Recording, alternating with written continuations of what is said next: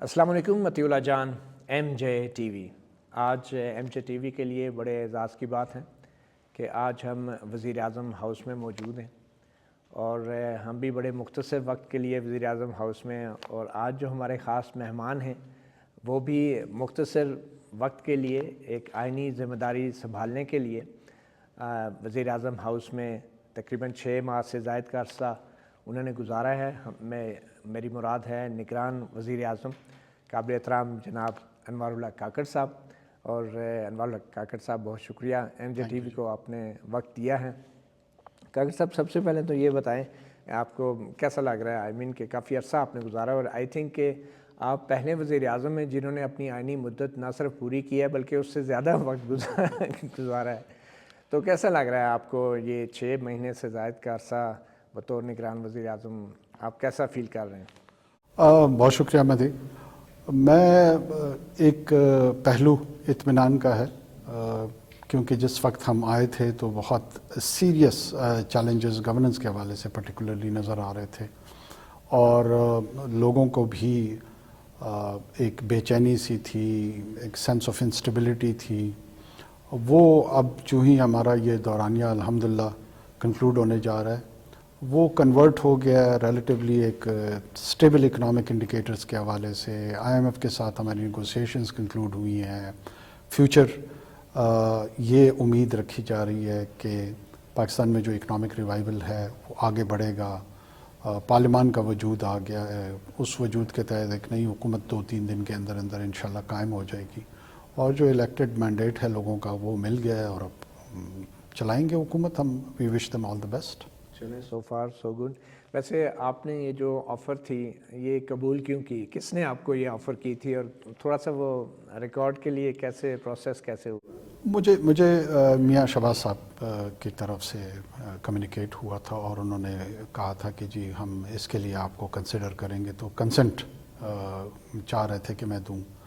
پھر میں نے گھر میں ظاہر مشاورت کی، پریولیج تھا، بہت بڑا ایک موقع تھا کسی بھی پولیٹیشین کے لیے۔ وہ اس طرح کی آکوپنسی وہ ایک شاید الٹیمیٹ ڈریم ہی ہوتا ہے کہ وہ کوئی موقع مل سکے اور وہ سرو کر سکے، تو میرے لیے بھی یہ ایک موقع تھا، اور مجھے اندازہ تھا کہ چیلنج بھی بہت بڑا ہوگا۔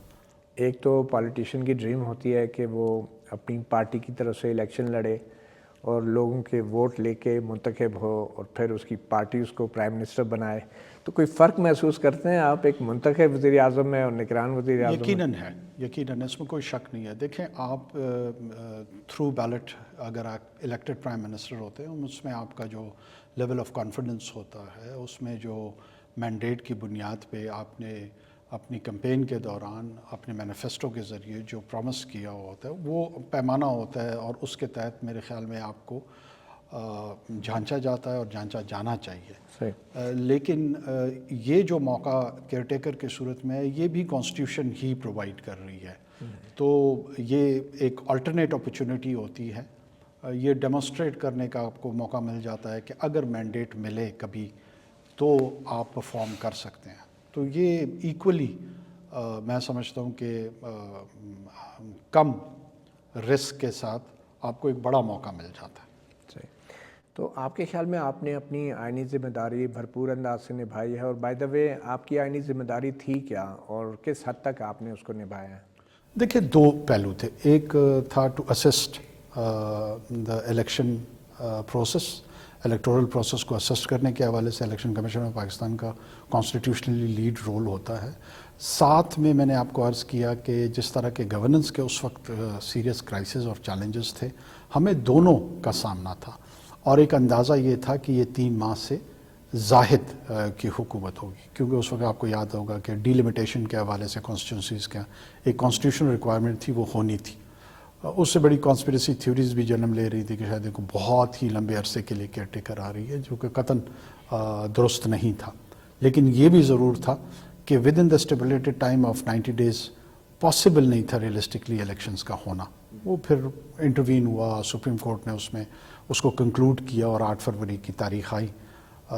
لہٰذا دونوں آسپیکٹ میں سمجھتا ہوں کس حد تک ہم اس میں کامیاب ہوئے ہیں گورننس کے فرنٹ پہ یا الیکشن کے اس پہ مختلف آراء ہو سکتی ہیں. کوشش ہم نے بہرحال دونوں پہ کی کہ جہاں جہاں ہماری جو ذمہ داری بن رہی ہے اس کو احسن طریقے سے نبھائیں. بطور نگران وزیر اعظم آپ کی کیا رائے ہے کہ کیا یہ جو الیکشنز ہوئے ہیں یہ صاف اور شفاف تھے 100%؟ متی یہ کلیم کرنا کہ یہ 100% فری فیئر ٹرانسپیرنٹ تھے، یہ کلیم تو میں کر سکتا ہوں، یہ میرا ویو بھی ہو سکتا ہے، لیکن ہمارے جو ٹرانزیشنل ڈیموکریسیز ہیں اس میں مور اور لیس الیکٹورل پروسیس پہ کوسچنز رہتے ہیں، پروسیجرز کے حوالے سے رہتے ہیں، کینڈیڈیچرز کے حوالے سے رہتے ہیں، پولیٹیکل پارٹیز کی انٹرونشن، انسٹیٹیوشن کے انٹرونشن کے حوالے سے ہمیشہ سوالات اٹھتے رہے ہیں. اور میرے خیال میں جب تک ہم سیٹل ڈیموکریسی کی طرف جائیں گے یہ سوالات رہیں گے بھی اور لوگ ان کے جوابات ڈھونڈیں گے. کس حد تک ہے کس حد تک نہیں ہے یہ اب تاریخ کا حصہ ہے.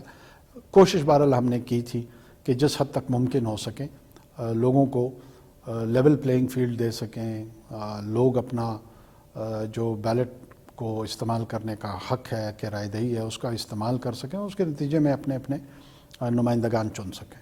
آپ نے کہا یہ ٹرانزیشن ڈیموکریسی ہے پاکستان جیسے ممالک میں. وزیر اعظم ہاؤس کے اندر بیٹھ کے آپ جب یہ کہتے ہیں کہ ٹرانزیشن ڈیموکریسی ہے تو آپ کی مراد ہائیبرڈ سسٹم آف گورنمنٹ ہے جس کی آپ سربراہی کرتے رہے ہیں؟ نہیں، میں صرف ہائیبرڈ طرز حکومت کے حوالے سے نہیں کہہ رہا ہوں. ٹرانزیشنل ڈیموکریسی بذات خود ایک کانسیپٹ ہے جہاں پر مختلف جمہوریتیں ایوالو ہو کر جو ہے نا وہ ایک لبرل ڈیموکریسی کی طرف یعنی سے آمریت سے جمہوریت کی طرف جو ٹرانزیشن ہوتی ہے، جو آمریت سے جمہوریت کی طرف کا جو سفر ہے پاکستان میں 2-3 دفعہ انٹرونشنز ہوئی ہیں، ایشیا کے اور کئی ایسے ممالک ہیں، ایسٹ یورپ ہے، یہ تمام کا تمام آدھی دنیا کی لگ بھگ آبادی جو ہے نا وہ ٹرانزیشنل ڈیموکریسی سے. یہ آمریت کب ختم ہوئی پاکستان میں آپ کے خیال میں؟ میرے خیال میں تو 2008 سے ہم پھر ٹرانزیشن کی طرف گئے ہیں اور پوسٹ 2008 جو ہے نا یہ 3 سٹنٹ جو گزرے ہیں یہ اسی ٹرانزیشن کا حصہ ہے اور ابھی بھی ہم چل رہے ہیں. تو آپ نے اس ٹرانزیشن کو کیسے فیسیلیٹیٹ کیا کہ یہ ملک واپس جمہوریت کی طرف آ جائے؟ آپ کی گورنمنٹ نے کوئی ایسے اسٹرانگ سٹیپس لیے کہ ابھی بھی یہ ہم سننے میں آتا ہے 1 پیج ہے سول ملٹری ایک صفحے پہ نہیں ہے. آپ کے تو خیر بڑا کامیاب تعلقات رہے ہیں ملٹری سے بھی، تو آپ سمجھتے ہیں کہ یہ ٹرانزیشن کا سفر کبھی ختم بھی ہوگا؟ اور آپ نے اس کے لیے کیا کوشش کی کہ سویلین بالادستی کو انشور کیا جائے؟ یقیناً دیکھیں سویلین بالادستی یا سویلین سپرمیسی کی جو سلوگن ہے میں اس کو بہت آنیسٹلی اس پہ بلیو کرتا ہوں کہ جب پولیٹیکل پارٹیز پرفارمنس کو رکھیں گی سامنے تو سویلین سپرمیسی کے طرف جو اس کا جو حصول ہے جو اس کا آئیڈیل ہے اس کو اچیو کرنے میں آپ کو آسانیاں ہوں گی. کوئی بھی دنیا میں نظام جو ہے نا وہ اگر ڈیلیور کرنا شروع کرے گا اس کی ایکسیپٹیبلٹی شروع ہو جاتی ہے. یہ سویلین سپرمیسی یا جو ڈیموکریسی ہے یہ کوئی ڈیوائن کانسیپٹ نہیں ہے، یہ ایک ٹرائل اینڈ ٹیسٹڈ نظام ہے. انسانوں نے ہٹ اینڈ ٹرائل کرتے ہیں اب، انسانوں نے اس پہ تجربات کیے ہیں اور تجربات کی روشنی میں وہ یہ سمجھتے ہیں کہ یہ جو طرز حکمرانی ہے، یہ جو طرز حکومت ہے، یہ جو طرز سیاست ہے یا سیاسی نظام ہے وہ نسبتاً بہتر ہے. وہ آمریت سے بھی بہتر ہے، مناقی سے بھی بہتر ہے، وہ آٹوکریسی سے بھی بہتر ہے، ڈکٹیٹرشپ بنائن ڈکٹیٹرشپ کا بھی تصور آتا ہے اس سے بھی بہتر ہے. گرچہ اس کی اپنی کوتاہیاں ہیں، گرچہ اس کی اپنی کمیاں ہیں، اس کے باوجود بہت سارے دنیا میں لوگ سمجھتے ہیں کہ یہ طرز حکومت بہتر ہے.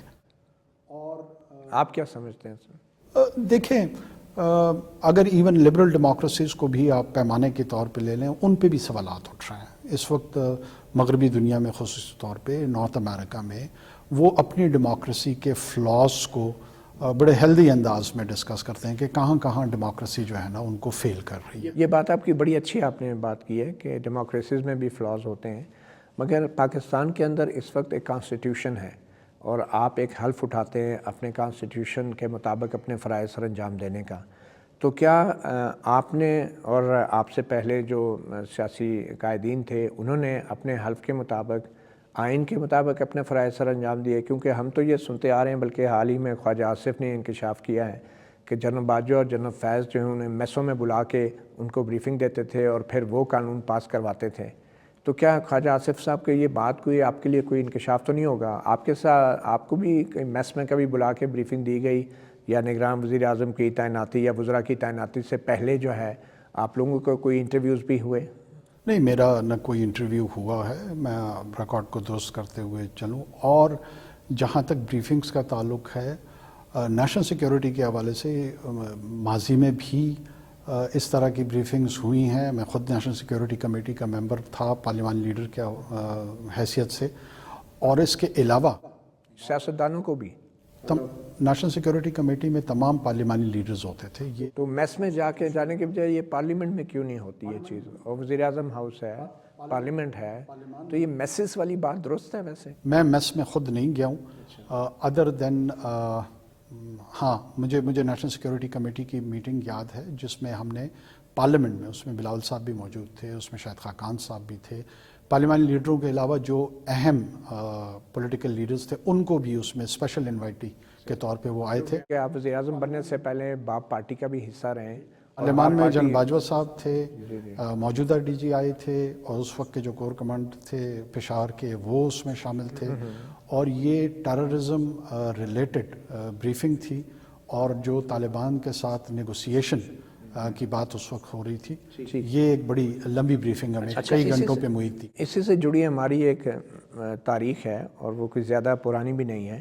باپ پارٹی جب یہ بنائی گئی تو اس کے بعد نواز شریف کی حکومت گرائی گئی، اور نواز شریف کی حکومت گرانے کے بعد جو کچھ ہوا، عمران خان پروجیکٹ سامنے آیا، اور اس کے بعد یہ تسلیم کیا گیا ہر سطح پہ کہ یہ پروجیکٹ ناکام ہے.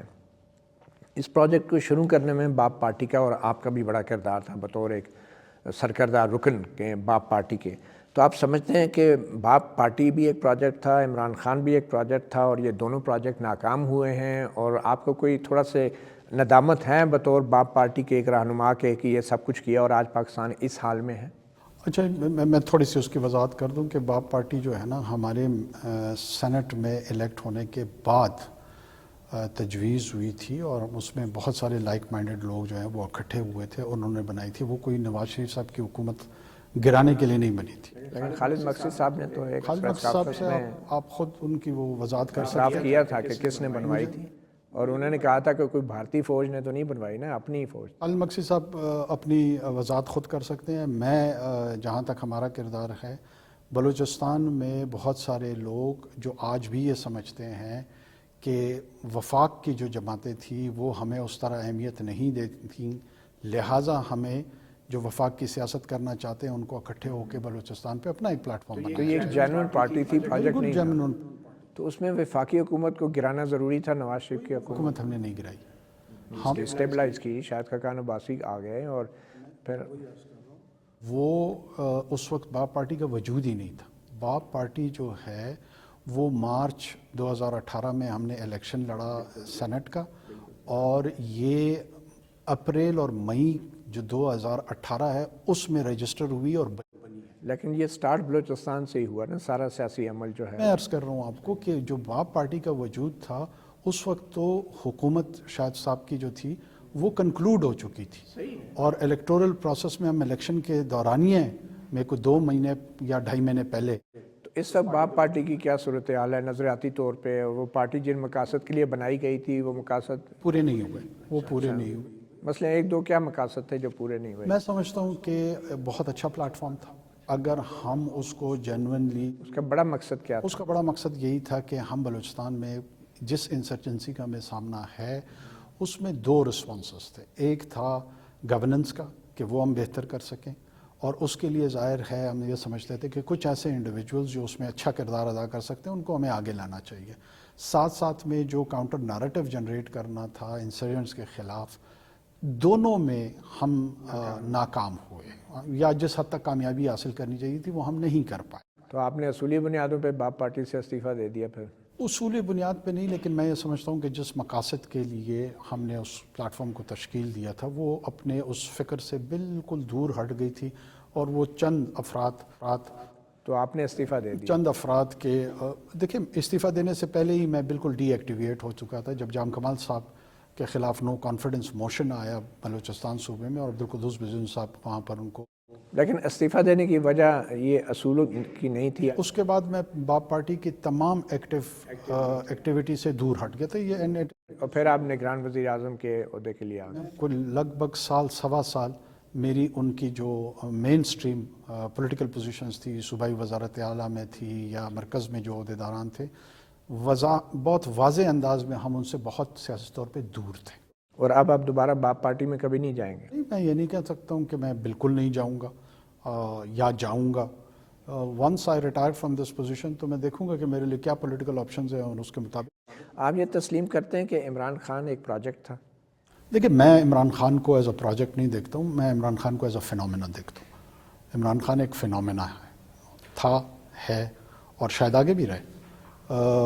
یہاں پہ دو سیاسی جماعتیں، بڑی سیاسی جماعتیں جو تھیں، ان کا بہت امپورٹنٹ کردار رہا پاکستان کی ڈیموکریٹک ویلیوز کو آگے بڑھانے میں. الیکٹورل پوزیشن کے تحت مختلف صوبوں میں، خصوصی طور پہ پنجاب اور سندھ میں دو جماعتیں جو تھیں، وہ ان کا پولیٹیکل بیس بنا اور اس کے بیس پہ انہوں نے ریفلیکٹ کر کے فیڈریشن میں بھی اپنی امپیکٹ ڈالا. اس سے کچھ لوگ نالاں بھی تھے. کچھ لوگوں سے میری مراد پبلک کی ہے. پبلک میں ایک ریزنٹمنٹ بھی ان دونوں جماعتوں کے خلاف تھی، اور اس ریزنٹمنٹ کو بہت پولیٹیکل اس کے ساتھ میں سمجھتا ہوں کہ اپرچونٹی کے ساتھ، پولیٹیکل اپرچونزم کے ساتھ عمران خان صاحب نے اس کو کنورٹ کیا اپنے لیے ایک پاپولر سپورٹ بیس. پولیٹیکل اپرچونزم سے آپ کی مراد یہ ہے کہ یہ جو کچھ بھی ہوا ایک جمہوری عمل کا حصہ تھا، اور عمران خان ایک جمہوری عمل کے ذریعے ایک سیاسی قائد بن کے، رہنما بن کے ابھرے. آپ یہ کہنا چاہ رہے ہیں؟ یہ بالکل نہیں کہنا چاہ رہا ہوں. ہماری جو جمہوریت، جس طرح میں اشارتاً کہہ رہا تھا کہ ٹرانزیشنل ڈیموکریسی ہے، ٹرانزیشنل ڈیموکریسی میں اسی طرح لوگ. آپ نے کہا نا یہ پروجیکٹ نہیں ہے، تو پھر تو یہی مطلب ہے کہ تو عمران خان صاحب جینوئن پولیٹیکل لیڈر بن کے ابھرے ہیں، پروجیکٹ نہیں ہے کسی. میں دیکھیں، پروجیکٹ کے حد تک آپ کے پاس جو ہے نا ایک ہارڈ کور ایویڈنس ہو. تاثر جو ہے وہ مختلف میرے متعلق بھی لوگ رکھتے ہیں. جنرل باجوہ کے ساتھ تو آپ کی ملاقات رہتی ہوگی، جنرل باجوہ صاحب سے. جنرل فیض کو بھی آپ اچھی طرح جانتے ہوں گے.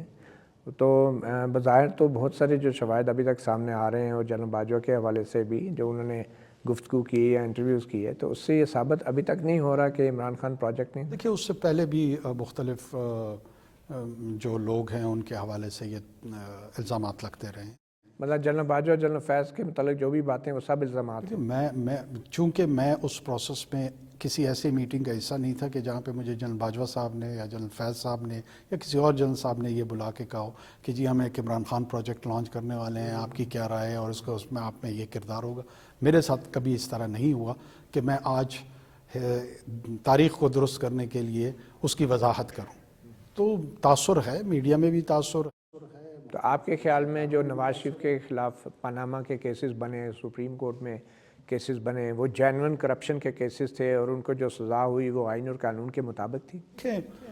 پاناما میں ایک جوڈیشل کنکلوژن ہوا. بہت سارے لوگوں کی یہ رائے ہے کہ وہ قانونی طور پہ، میری رائے یہ ہے کہ وہ ایک موقع ضرور عدالتوں کو ملا، اور اس موقع سے فائدہ اٹھاتے ہوئے انہوں نے ایسے فیصلے دیے جس کی پولیٹیکل امپلیکیشنز آئیں ہمارے نظام میں.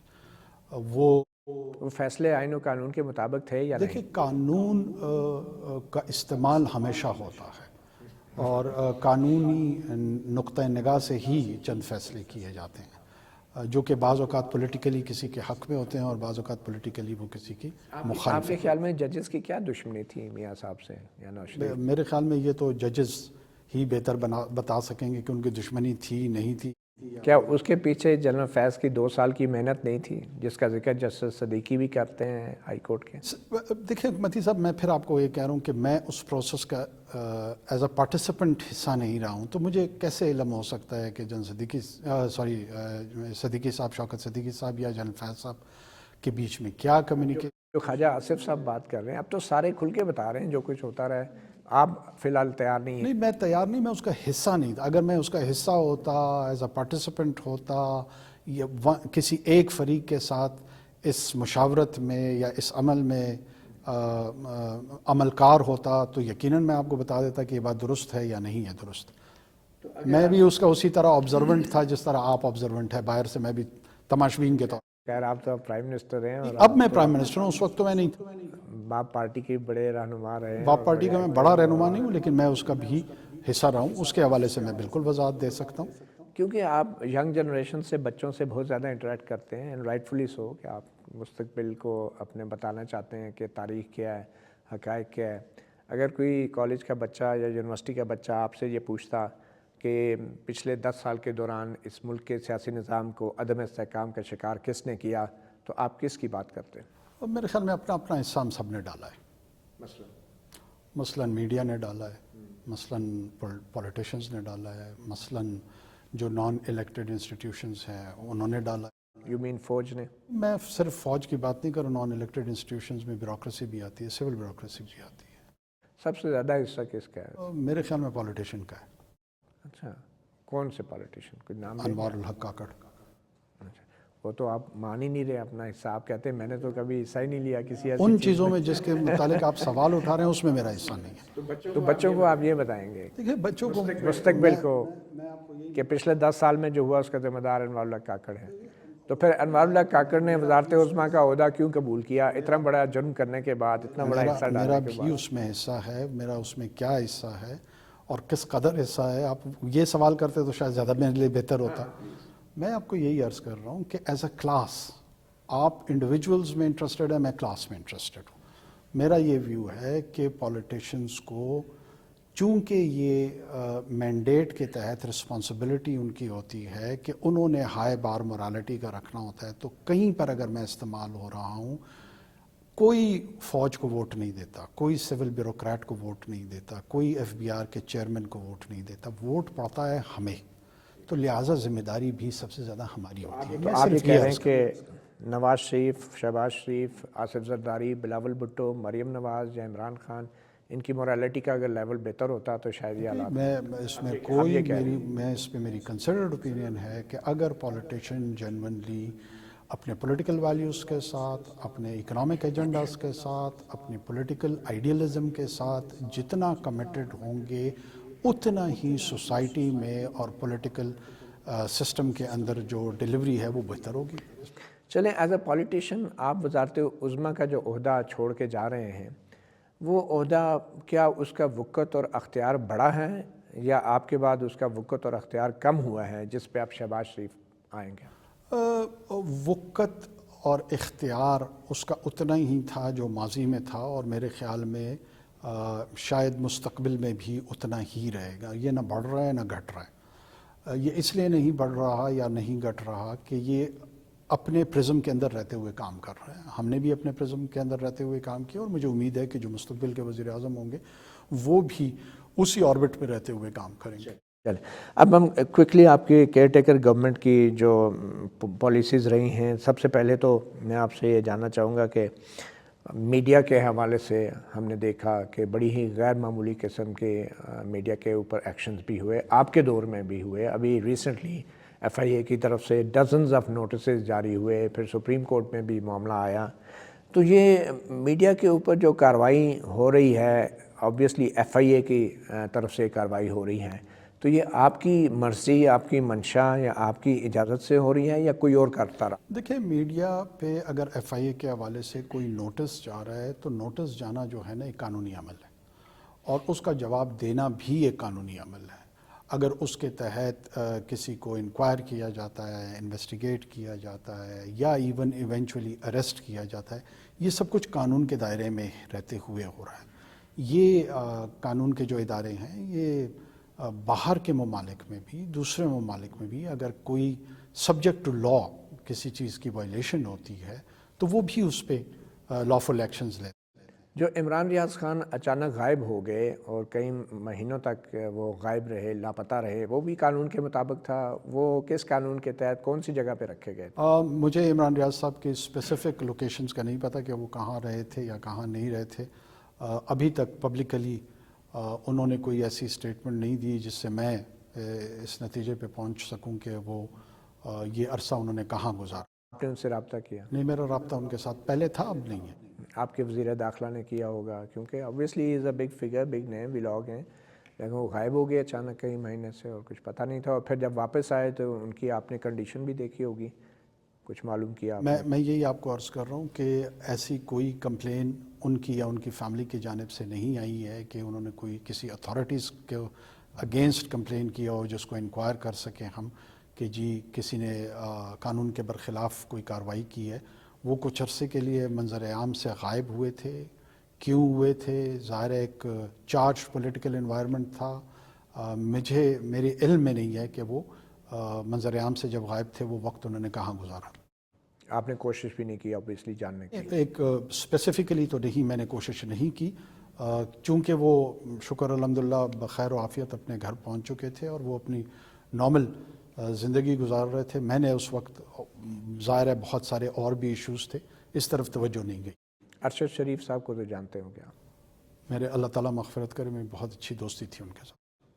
تو اپنے دوست کے لیے آپ نے بطور وزیر اعظم کیا کوشش کی معلوم کرنے؟ جب کینین پریزیڈنٹ کے ساتھ ہمارا انٹریکشن ہوا، ان کو officially as a care taker prime minister بھی میں نے ان کے ساتھ ارشد صاحب کا جو مرڈر وہاں پہ ان کے سرزمین پہ کمٹ ہوا تھا، پاکستانی گورنمنٹ کے کنسرنز بھی ریز کیے اور اس انکوائری جو ان کی اتھارٹیز وہاں کر رہی تھی ان کو درخواست کی کہ اس کو ہائیسٹ لیول پہ حکومت پاکستان کے ساتھ بھی شیئر کریں اور ان کی خاندان کے اطمینان کے لیے ان کو بھی انگیج رکھیں. تو یہ آفیشیل منٹس کا ریکارڈ ہے کہ ہم نے کینین پریزیڈنٹ کے ساتھ کیا. تو اس پہ ہوا کچھ پروگریس پہ؟ دیکھیں یہ جتنے بھی ڈپلومیٹک چینلز ہوتے ہیں اس میں وقت لگتا ہے. بعض اوقات آپ یہ چیزیں ریز کرتے ہیں، ان کا جواب آنے میں وقت لگ رہا ہوتا ہے. یہ انسٹیٹیوشنل ارینجمنٹ ہے، ہمارے بعد بھی فارن آفس اس کو پرسو کرے گا اور انشاءاللہ جو ہی ان کی طرف سے جو بھی اپڈیٹ آئے گی مجھے امید ہے کہ وہ ان کے خاندان کے ساتھ اور لوائقین کے ساتھ اس کو شیئر. کیونکہ سپریم کورٹ میں بھی میٹر پینڈنگ ہے اور پاکستان کے اندر بھی جو حالات واقعات تھے جن کی وجہ سے انہیں ملک چھوڑ کے جانا پڑا، اس حوالے سے بھی کافی انویسٹیگیشنز ہوئی ہیں. تو اس کے حوالے سے آپ بتانا چاہیں گے کہ کن حالات میں ارشد شریف کو ملک چھوڑنا پڑا؟ دیکھیں ارشد صاحب کا ملک سے چھوڑنا یا ان کے علاوہ بھی بہت سارے لوگوں نے چھوڑا، لیکن جن لوگوں نے ملک چھوڑا اس کانٹیکس میں جو بھی ہوا اس کے آؤٹ کم کے طور پہ صرف ارشد صاحب کا مرڈر ہوا ہے، تو اس لیے وہ دوسروں سے مختلف ہے. ہم اسپیسیفکلی ان کے مرڈر کی جو انویسٹیگیشنز ہیں اس میں انٹرسٹڈ ہیں اور کینین اتھارٹیز کے ساتھ پہلے بھی لوگوں نے ریز کی ہے ہم نے بھی ریز کی اور مجھے امید ہے as a citizen of this country وہ جان سے بدقسمتی سے ہاتھ دھو بیٹھے تو جو بھی انویسٹیگیشنز ہوں وہ according to the idea of justice ان کے ساتھ انصاف ہونا چاہیے اور جو بھی ان کے قاتل ہیں ان کو کیفر کردار تک پہنچنا چاہیے. آپ کے دور میں بڑی تعداد میں پولیٹیشنز اور سیاستدان بھی لاپتہ بھی ہوئے، اغوا بھی ہوئے، اٹھائے بھی گئے اور بعد میں پریس کانفرنس کی گئی یا کروائی گئی. تو یہ کس وجہ سے یہ لوگ غائب ہوئے؟ خاص طور پہ پی ٹی آئی کے جو لیڈران تھے وہ غائب کیے گئے اور غائب ہوئے. دیکھیں میں غائب کرنے کا لفظ تو ان کے لیے استعمال نہیں کروں گا. بہت سارے لوگ ایسے ضرور تھے جو 9 مئی کے رائٹس تھیں، جو جلاؤ گھیراؤ کی بدقسمت ایک واقعہ ہوا اس کے حوالے سے کچھ اپریہنشن ضرور ہوئی تھی اور اس اپریہنشن کے نتیجے میں بہت سارے لوگوں نے اس سیاست سے اپنے آپ کو ڈسٹنس کیا تھا. اس سے کم اور زیادہ میری اس پہ کوئی رائے نہیں ہے. کوئی انفارمیشن بھی نہیں ہے؟ انفارمیشن کی اس سے زیادہ مجھے ضرورت اس لیے نہیں پڑی کہ جو لوگ بھی انہوں نے ڈسٹنس کیا وہ مور اور لیس 9 مئی کے واقعات سے جڑے ہوئے لوگ تھے. انہوں نے اپنے آپ کو اس سیاست سے ڈسٹنس کیا، یہ ان کا اپنا پرسنل فیصلہ.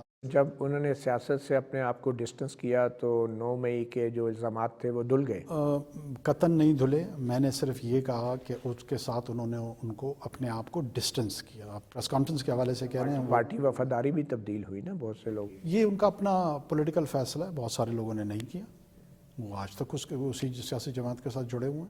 اب یہ جو الیکشن کا رزلٹ آیا ہے ہم اس میں دیکھ رہے ہیں کہ پی ٹی آئی کے جو سپورٹرز ہیں، ووٹرز ہیں، وہ انہوں نے اپنا ایک قسم کا اظہار کر دیا ہے اور برملا طور پہ باوجود اس کے کہ پی ٹی آئی کے پاس الیکشن کا سمبل نہیں تھا لوگوں نے ووٹ دیا اور بڑی تعداد میں پی ٹی آئی کے حمایت یافتہ آزاد امیدوار منتخب ہوئے.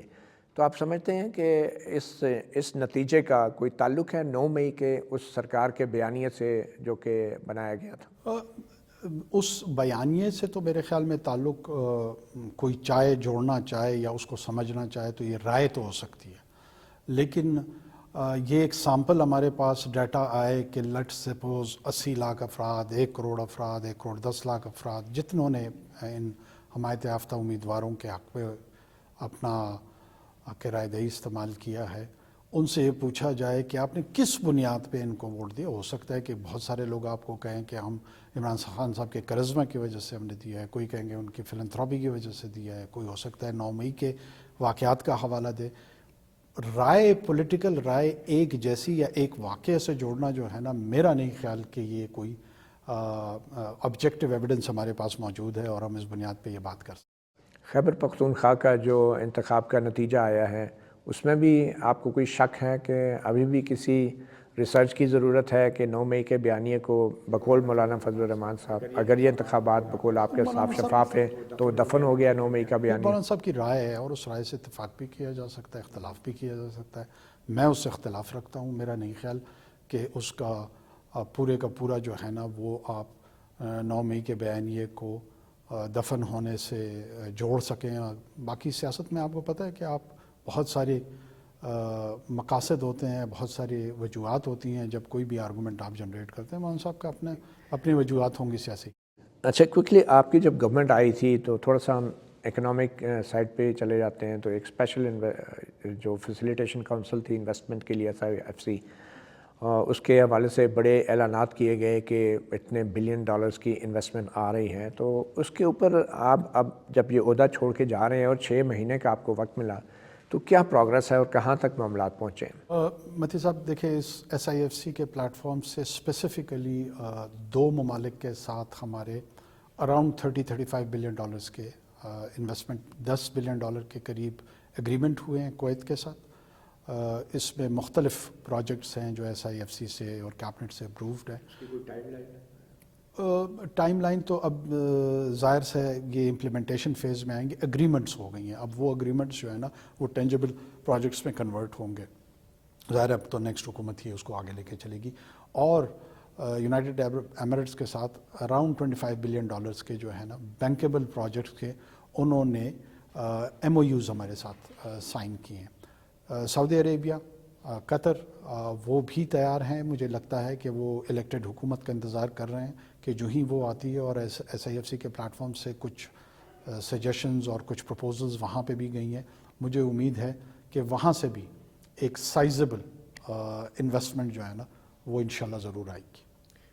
اور اس کے علاوہ ہماری لائبلٹیز کیا ہیں کمنگ منتھس کے اندر؟ الیکٹڈ گورنمنٹ کے آتے ساتھ ہی کس قسم کے امیجیٹ پیمنٹس کا سامنا؟ دیکھیے، ری پیمنٹس کا ایک شیڈیول ہمارے ہاں ہے، وہ تو موجود ہے، وہ جو ہم نے کرنی ہے. جو ماضی کے ہمارے جتنے ہم نے قرضے لیے ہیں اس کے جو انٹرسٹ ہے اور اس کے علاوہ پرنسپل اماؤنٹ بھی ہے. اس کے ساتھ ساتھ میں سمجھتا ہوں جو بہتر بات ہے وہ یہ ہے کہ آپ نے اپنا ٹارگٹ جو تھا ریونیو ٹارگٹ ٹیکس کلیکشن کا وہ لاسٹ کوارٹر میں پورا کیا ہے.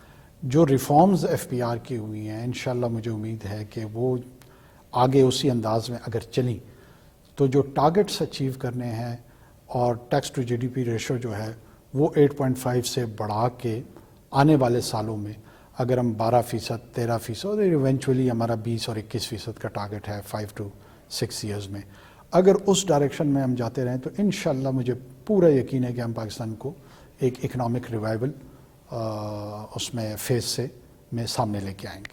مگر آپ کی اپنی نگران حکومت نے جانے سے پہلے تو 8-9 ارب ڈالر کے تو آپ نے بھی لونز جو لیے ان کے حوالے سے تھوڑا وضاحت کریں گے؟ کیونکہ یہ ابھی رپورٹس آ رہی تھی.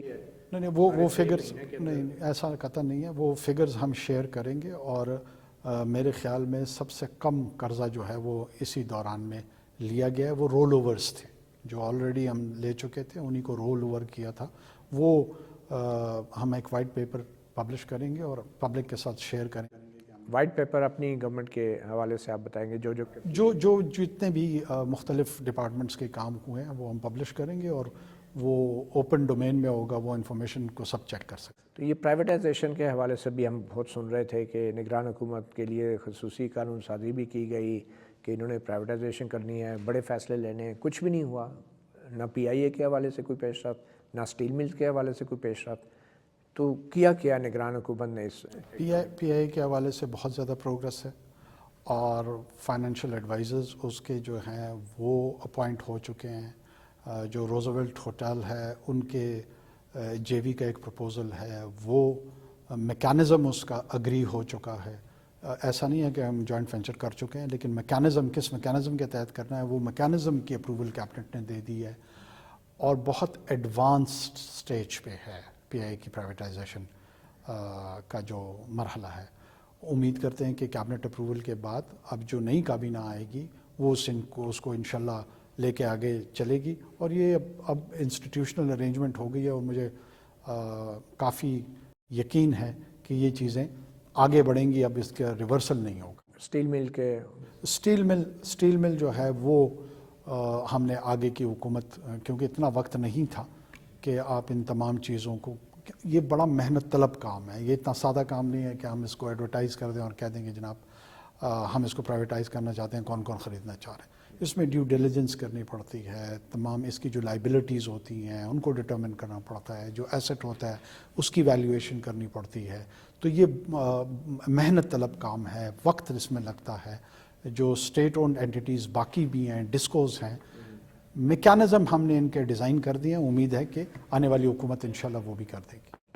اچھا, کیونکہ اب میں پہ یہ بتا دیں کہ آپ کے فیوچر پلانز کیا ہیں, کیونکہ آپ نے 2006 میں اپنے سیاسی کیریئر کا آغاز کیا مسلم لیگ کاف سے, پھر اس کے بعد آپ مسلم لیگ نون میں 2013 سے 2018 تک رہے, پھر اس کے بعد آپ باپ پارٹی میں رہے, اور پھر ابھی آپ نے ریزائن کیا. تو اب کون سی پارٹی جوائن کرنے کا آپ کا ارادہ؟ دیکھیں, میں تو انشاءاللہ دل میرا یہ کہہ رہا ہے کہ میں کچھ عرصے کے لیے ریسٹ کروں اور آبزرو کریں کہ حکومتیں کس انداز میں کام کرتی ہیں.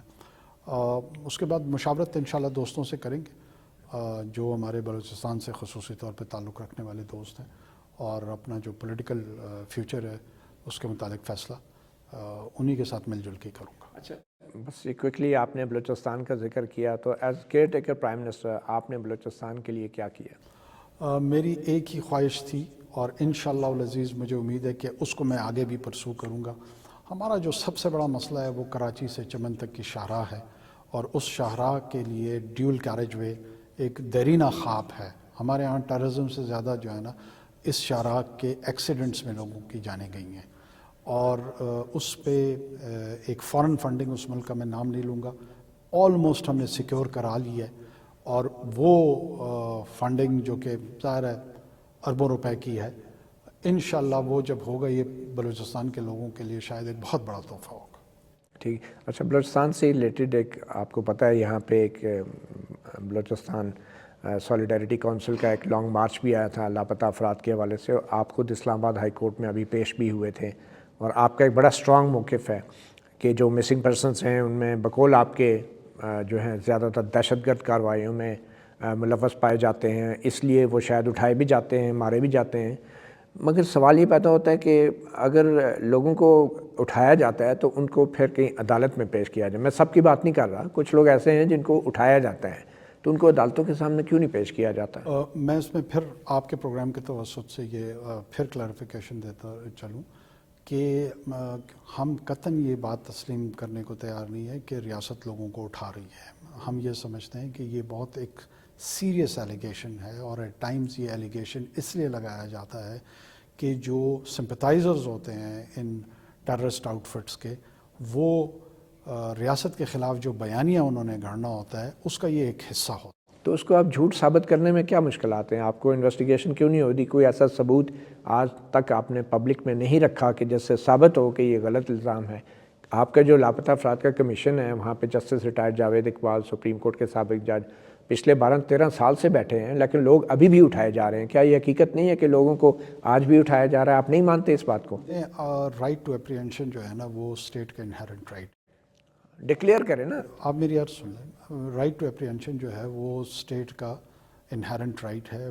بسا اوقات یہ ہوتا ہے کہ جو لوگ فرنٹیئر کور, پولیس, سی ٹی ڈی, مختلف جو لا انفورسمنٹ ایجنسیز ہیں, وہ اگر کسی کو گرفتار کر لیتی ہیں وہ کہتے ہیں اغوا ہو گیا. اب لفظ گرفتاری ان کے پاس اختیار ہے گرفتار کرنے آف کا, کورس, انٹیلیجنس ایجنسیوں کے پاس بھی اختیار آف ہے. کورس. یہ تو آج تک کسی عدالت میں مانا ہی نہیں گیا. ویسے میری عرض سن لیں, فرنٹیئر کور کو صوبائی حکومت نے ریکویزیشن اس کی ہوئی ہے لا اینڈ آرڈر کے لیے، اور جب لا اینڈ آرڈر میں آپ ریکویزیشن بائی لا کرتے ہیں تو ان کو یہ اختیار تفویض کرتے ہیں کہ اگر کوئی چیلنج کر رہا ہے اس کو تو وہ اس کی اپریہینشن بھی کر سکتے۔ کتنے دنوں کے لیے قانون کیا کہتا اب دیکھیں دن پہ آ گئے ہیں، لیکن گرفتار ہے کہ آپ کہہ رہے ہیں نا اختیار ہے، لیکن کتنے دنوں کا اختیار ہے وہ بھی آپ کو پتہ ہوگا، اور پھر غائب کرنے کا بھی اختیار ہے یا عدالتوں میں پیش کرنا؟